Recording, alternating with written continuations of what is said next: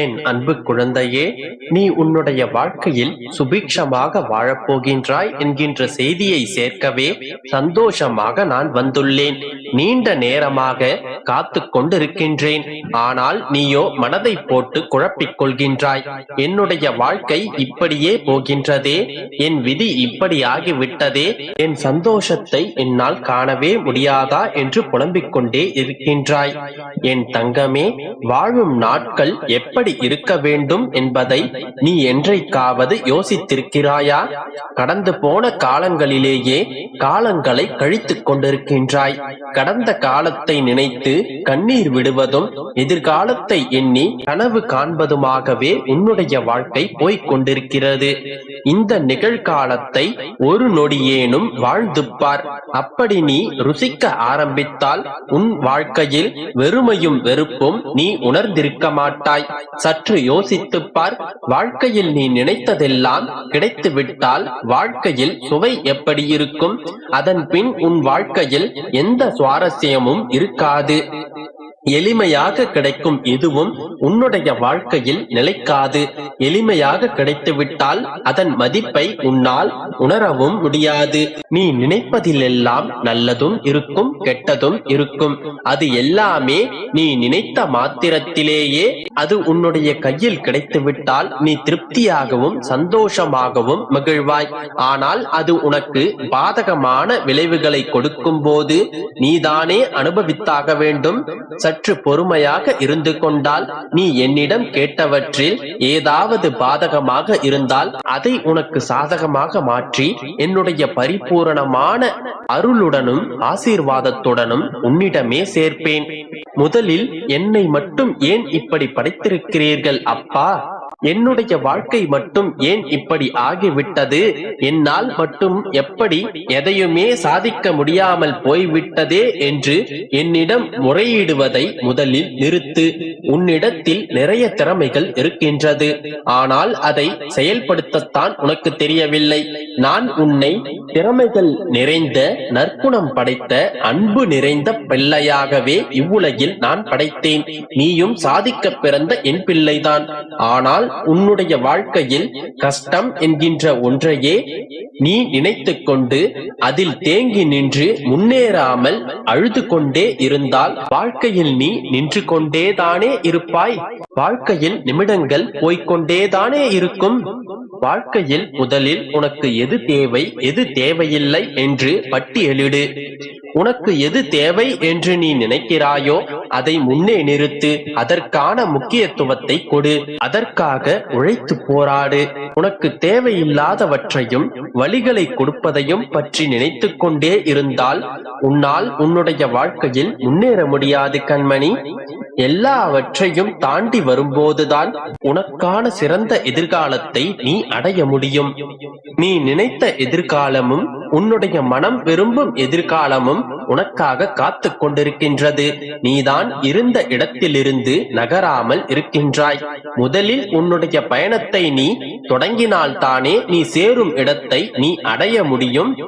பயந்து கொண்டும் தயங்கிக் கொண்டும் இருக்காதே. பயத்தின் முடிவில் தான் துணிச்சல் பிறக்கும். கஷ்டம்தான் நீ இஷ்டப்பட்டதை நீ அடைய வழிவகுக்கும். நீ முயற்சி மட்டும் செய். உன்னை நான் வெற்றியடைய செய்கிறேன். தயங்காமல் தைரியமாக போராடு. உன்னுடனே நான் இருக்கின்றேன். எப்போதும் சந்தோஷமாகவே இரு என் செல்லமே. நான் இருக்கிறேன். எதற்கும் பயப்படாதே. என் குழந்தையே, கையில் இருப்பதையெல்லாம் இழந்து கடன்பட்டு அதிலிருந்து மீள முடியாமல் கஷ்டத்தோடும் கவலையோடும் உள்ள குமுறலோடும் உருப்படியாக வாழ வேண்டிய வாழ்க்கையை தொலைத்து அடுத்தவரால் வஞ்சிக்கப்பட்டு ஏமாந்து நிற்கின்றாய். கலங்காதே. உன்னை விடுவிக்கவே இதோ நான் வந்து உன்னிடம் பேசிக் கொண்டிருக்கிறேன். நீ என்னுடைய குரலை கவனி. இதற்கு முன் நீ என்னை சாராமல் உன்னுடைய சுய புத்தியை சார்ந்தும் பிறரின் ஆசை வார்த்தைகளை கேட்டும் உனது வாழ்க்கையை நீ வாழ நினைத்தாய். அதுவே மிகப்பெரிய தோல்வியில் முடிந்துவிட்டது.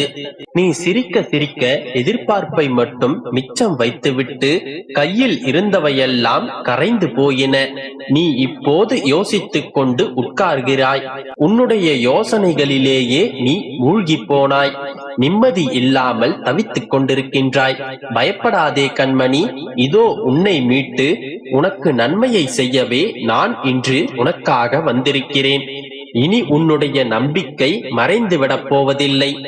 உன்னுடைய வாழ்க்கை அஸ்தமிக்காது. உன்னுடைய மனைவி பிள்ளைகள் கதறி தவிக்க மாட்டார்கள். நான் உன்னை பலப்படுத்துவேன். நீ கோழையாக இருந்தால் எதையும் சாதிக்க முடியாது. இதோ நான் உன்னை தேடி வந்துள்ளேன். பயப்படாதே. நீ என்னுடைய பிள்ளை, எனக்கு பிரியமான என்னுடைய செல்ல பிள்ளை. துன்பம் என்கின்ற எதிரியை உன்னிடமிருந்து துரத்திட நான் வந்திருக்கின்றேன். போனதெல்லாம் போகட்டும். கடந்த காலங்கள் கடந்தே போகட்டும். இன்றுதான் முதலாய் உன்னுடைய வாழ்க்கையை நீ ஆரம்பிக்கிறாய் என்று துடிப்போடு எழுந்து நில்.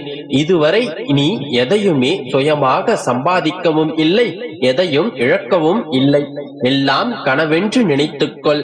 இன்று முதல் சம்பாதிக்கப் போகிறேன் என்று திட்டமிடு. இன்றுதான் என்னுடைய தொழிலை நான் ஆரம்பிக்கப் போகிறேன். இன்றுதான் என்னுடைய தொழிலிலிருந்து ஒற்றை ரூபாயை முதலாக காணப்போகிறேன் என்று நினைத்து எழுந்திரு. ஜெயிக்கலாம்.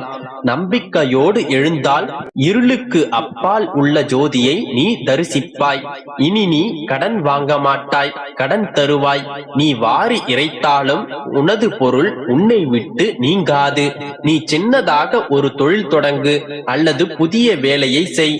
நீ செய்து கொண்டிருந்து தோல்வியில் முடிந்து போன வேலையை மீண்டும் துவங்கி செயல்படுத்து. இனி நீ என்ன செய்தாலும் தோற்கப் போவதில்லை. வெற்றி உன்னுடைய வாயிற்கதவை தட்டப் போகின்றது. நம்பிக்கையும் தைரியமும் உழைப்பும் உனக்கு அதிர்ஷ்டத்தை கொண்டு வரப் போகின்றது. என்னை நினைத்து ஒரு ரூபாயை ஒரு துணியில் கட்டி காணிக்கையாக என்னிடத்தில் கொண்டு வந்து சேர்த்துவிடு. அதன் பிறகு அனைத்தையும் நான் பார்த்துக் கொள்கிறேன். நம்பிக்கையோடு இரு, நல்லதே நடக்கும். என் கூடவே இருந்து கொண்டு எனக்கு துரோகம் இழைக்கிறார்களே, என்னுடனே இருந்து கொண்டு என்னை பற்றி மற்றவர்களிடம் மட்டம் தட்டுகிறார்களே என்றெல்லாம் நினைத்து அழுது கொண்டுதானே இருக்கிறாய். எப்படி எனக்கு தெரியும் என்றுதானே பார்க்கிறாய். நீ என் பிள்ளை. எப்பொழுதும் உன் மீதுதான் என் மனம் அலைப்பாய்ந்து கொண்டிருக்கிறது. உன் அப்பா எப்பொழுதும் உன்னை பற்றியே நினைத்து கொண்டு நீ என்ன செய்கிறாய் என்று கவனித்துக் கொண்டிருக்கிறேன். என் மகளே, எப்பொழுதும் நீ என்னை நினைத்து அழுவது எனக்கு மனவேதனையாக உள்ளது. என் தங்கமே, மகளே, நீ அழுது உன் அப்பாவையும் கஷ்டப்படுத்துகிறாய். என் பிள்ளையான உன்னை பார்க்கும் பொழுது எனக்கு என்ன செய்வது என்றே தெரியவில்லை. என் அப்பா, நான் தைரியமாக இருக்கிறேன், மன உறுதியோடு இருக்கிறேன். எனக்கு துரோகம் செய்பவர்களை நீதான் பார்த்து கொள்ள வேண்டும் என்று மன உறுதியோடு சொல்லும் என் மகள் எங்கே? இப்பொழுது பார்க்கும் என் பிள்ளை எங்கே? இரண்டிற்கும் எவ்வளவு வித்தியாசங்கள்! எப்பொழுதும் மன தைரியத்தோடு இருக்கும் என் பிள்ளை இப்பொழுது அழுது கொண்டே இருக்கிறாள். உன் அப்பாவை நம்பாமல் நீயே ஒரு முடிவு எடுத்து விட்டாய் அல்லவா? இப்போது இருக்கும் பிள்ளை என் பிள்ளை இல்லை.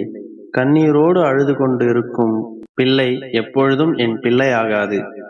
கண்ணீரை துடைத்து கொண்டு எழுந்து போய் முகத்தை கழுவிக்கொண்டு என் முன்னே வந்து நின்று நீ வேண்டிய வரத்தை கேள். உன் அப்பா நான் நிறைவேற்றுகிறேன். எப்போது நீ இப்படி வந்து நிற்கிறாயோ அப்பொழுது நீ கேட்காமலே உனக்கான வரங்களை நான் அள்ளித் தருவேன். இப்பொழுது உனக்கு தன்னம்பிக்கை வரவேண்டும் என்பதற்காகவே உன் துரோகிகளை உன் கண்முன்னே காண்பித்தேன். என் பிள்ளை தைரியமுடைய பிள்ளை, எதற்காகவும் அழமாட்டார்கள். இப்பொழுதுதான் நீ தைரியமாக இருக்க வேண்டும் மகளே. உன் அப்பா உன் கூடவேதானே இருக்கிறேன், பின் எதற்கு இந்த கவலை? நான் இருக்கிறேன் தங்கமே, கவலைப்படாதே.